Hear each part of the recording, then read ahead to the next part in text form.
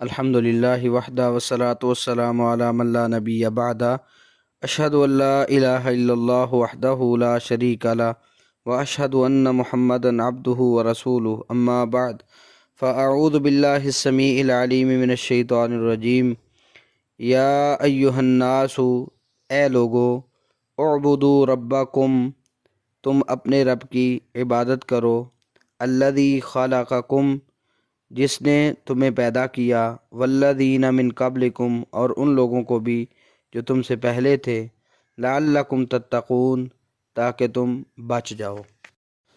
اس سے پہلی آیت تک تو تمہید تھی کہ قرآن جو ہدایت کا اصلی سرچشمہ ہے اسے ماننے اور نہ ماننے کے اعتبار سے لوگ تین قسم کے ہیں۔ اب آگے براہ راست خطاب کے ساتھ تمام لوگوں کے سامنے وہ اصل بات پیش کی جا رہی ہے جو اس کتاب کی دعوت کا حقیقی مقصد ہے، جس کے لیے کتابیں اتاری گئیں اور انبیاء بھیجے گئے۔ وہ ہے دعوت توحید، یعنی اللہ تعالیٰ کو ایک ماننا اور اس کی عبادت کرنا، دعا میں کسی اور کو شریک نہ کرنا۔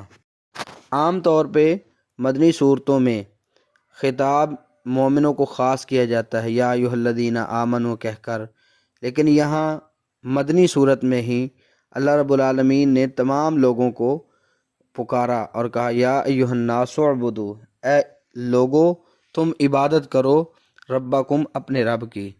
تو بعض مفسرین نے یہاں وحیدوا ربکم اس کا معنی بیان کیا ہے کہ اپنے رب کو ایک مانو۔ امر اصلاً وجوب کے لیے آتا ہے، اگرچہ کوئی قرینہ مل جائے جو اسے امر سے استحباب کی طرف پلٹا دے، تو یہاں حکم ہے اور یہ ضروری ہے کہ تم اپنے رب کی عبادت کرو۔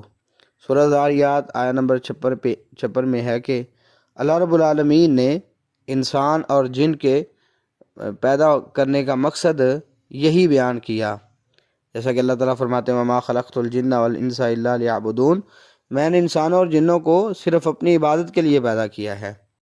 یہاں بڑے لطیف انداز میں کہا عبادت تم نے کرنی ہے ربکم اپنے ہی رب کی، کوئی بیگانہ نہیں ہے، وہی تمہارا رب ہے۔ ان الفاظ سے توحید ربوبیت بھی ثابت ہو رہی ہے اور توحید الوہیت بھی ثابت ہو رہی ہے۔ جیسے تمہارا رب ہے اسی طرح تم نے اسی کی عبادت بھی کرنی ہے۔ مشرکین توحید ربوبیت کے حوالے سے اللہ تعالیٰ کو مانتے تھے، لیکن مسئلہ الوہیت کا تھا کہ الوہیت میں شرک کرتے تھے۔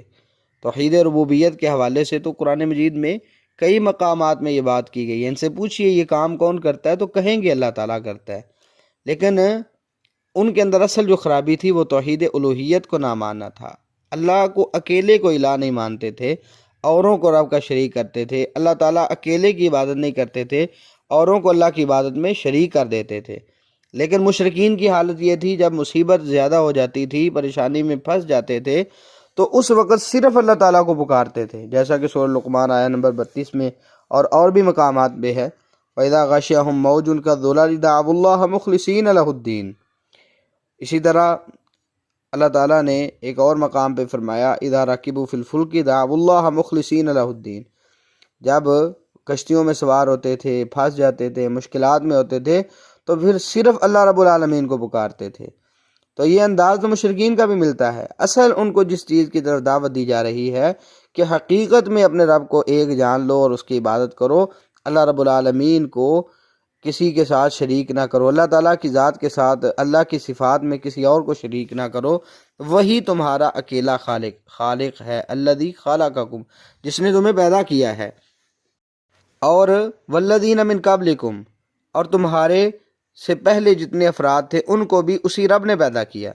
تو اس سے یہ ثابت ہو رہا ہے کہ اللہ رب العالمین ہی ہے جس نے تمہیں پیدا کیا اور تم سے پہلے لوگوں کو بھی اسی نے پیدا کیا۔ توحید کے لیے پہلی دلیل یہ بیان فرمائی کہ میں تمہارا رب ہوں جو تمہاری پرورش کر رہا اور تمہاری ہر ضرورت پوری کر رہا ہے، اور دوسری دلیل یہ کہ اس کی وہ نعمت جو رب ہونے سے بھی پہلے کی ہے، اور وہ ہے تمہیں پیدا کرنا، پرورش کرنا، اور ضروریات ساری چیزیں بعد میں ہیں۔ اگر یہ نہیں تو کچھ بھی نہیں۔ قرآن مجید اس دلیل پر بہت زور دیتا ہے اور اسے بار بار دہراتا ہے، اور اللہ تعالیٰ کے خالق ہونے کو کفار بھی مانتے تھے، جیسا کہ سورہ زخرف آیہ نمبر 87 میں ہے وَلَئِن سَأَلْتَهُم مَّنْ خَلَقَهُمْ لَيَقُولُنَّ اللَّهُ، اگر آپ ان سے پوچھیں، سوال کریں، تو یقینی طور پہ یہ جواب یہی کہیں گے کہ اللہ رب العالمین نے ہی پیدا کیا ہے ہمیں۔ اللہ تعالیٰ نے قرآن مجید میں کہا اللہ خالق کل شیء، ہر چیز کو پیدا کرنے والا اللہ رب العالمین ہے۔ پھر فرمایا لعلکم تتقون، تاکہ تم بچ جاؤ جہنم سے، اللہ کے عذابوں سے، اور اسی طرح متقی بن جاؤ۔ یہ اتنا بڑا مرتبہ ہے تقوی جیسا کہ اللہ رب العالمین نے اسی کی بنیاد پر انسان کو جنت میں داخل کرنا ہے، جہنم سے بچانا ہے۔ تو یہ تقوی کا جو مرتبہ ہے وہ کیسے ملے گا؟ اللہ رب العالمین کی عبادت کے ساتھ۔ تو بنیادی طور پہ عبادت کی دو اصلیں ہیں، دو بنیادیں ہیں۔ ایک اللہ رب العالمین کے ساتھ اخلاص ہے، صرف اللہ رب العالمین کے ساتھ عبادت کا رشتہ رکھنا، کسی اور کو شریک نہ کرنا۔ اور دوسری اصل جو ہے وہ ہے متابعت للرسول، رسول اللہ صلی اللہ علیہ وسلم کی مطابقت، آپ کی پیروی، نبی صلی اللہ علیہ وسلم نے جو بتا دیا، جو سکھا دیا، اسی پہ عمل کرنے والا بن جائے، اپنی طرف سے کوئی چیز نہیں۔ اس سے بدعات کا بھی رد ہو جاتا ہے۔ ہم نے عبادت کرنی ہے، اس میں نبی صلی اللہ علیہ وسلم کی اقتداء بھی ضروری ہے۔ مثال کے طور پہ ہم نماز پڑھتے ہیں، روزے کا حکم ہمیں ملتا ہے، روزہ رکھتے ہیں، زکوٰۃ دیتے ہیں، دیگر عبادات ہیں، وہ کیسے سر انجام دیں گے؟ اس میں رسول اللہ صلی اللہ علیہ وسلم کی مطابقت ضروری ہے۔ اب اگر آپ صلی اللہ علیہ وسلم کا طریقہ ہمارے سامنے نہیں ہے، ہم کیسے عبادت کر سکیں گے؟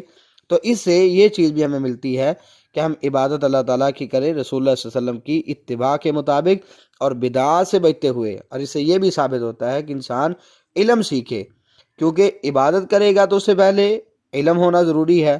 تو علم بھی یہ اہمیت کا حامل ہے۔ امام بخاری رحمۃ اللہ علیہ نے باب باندھا صحیح بخاری میں، باب العلم قبل القول والعمل، قول اور عمل سے پہلے علم ضروری ہے۔ تو انسان اگر عمل کرنا چاہتا ہے، عبادت کرنا چاہتا ہے، تو اس سے پہلے اس کو علم سیکھنا چاہیے۔ تو توحید کو اگر انسان مان لے، ربوبیت کو بھی، الوہیت کو بھی، آگے اسماء و صفات بھی آئیں گی انشاءاللہ، دیگر چیزیں بھی، تو یہ تینوں چیزیں توحید کی، توحید ربوبیت، الوہیت اور اسماء و صفات، ان کو انسان مانے اور اللہ رب العالمین کے ساتھ کسی اور کو شریک نہ ٹھہرائے، انشاءاللہ یہی نجات کا راستہ ہے۔